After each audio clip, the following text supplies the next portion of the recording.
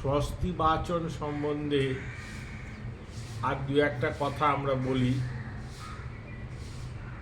আমরা আগের ভিডিওতে স্বস্তি বাচন সম্বন্ধে অনেকটা বিস্তৃতভাবে বলেছিলাম। মোট কথা, আমাদের এই কর্মকাণ্ড বা পৌরোহিত্য বিষয়ক যে বিধি সমূহ আছে তা অগাধ সমুদ্রের সমান, এর সীমাহীন জলরাশি, বলে শেষ করা যায় না। সঙ্গপূজ্য গন্ধ পুষ্পাদ্বয়ী ব্রাহ্মণান স্বস্তি বাচয়েত ধর্মে কর্মণি মাঙ্গল্যে সংগ্রাম অদ্ভুত দর্শনে। কর্মণি সপ্তমী আছে।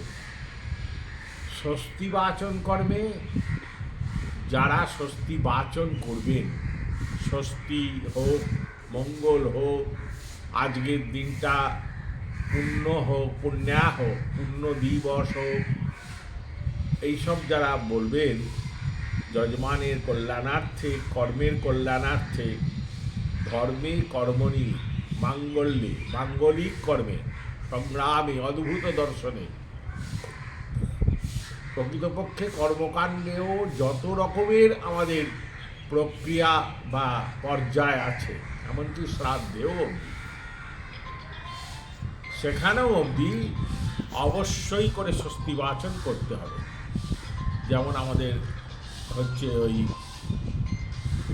চতুর্ধা শান্তি করার সময় অশৌচ অপনয়নার্থে বা অঘায়ু নিবৃত্তার্থে স্বস্তি বাচন করার কথা আছে। কিন্তু যে কারই স্বস্তি বাচন করা হোক না কেন, যারা স্বস্তি বাচন করবেন সেই ব্রাহ্মণগণকে আগে সন্তুষ্ট করে, পরিতুষ্ট করে পূজা ইত্যাদি করে দিতে হবে, করে তবে তাদের মুখ থেকে স্বস্তি কথাটা শুনতে হবে, তবেই সেটা সম্পূর্ণ ফলদায়ক হবে। অন্যথায় নিশ্চিতভাবে বিপর্যয় ঘটবে।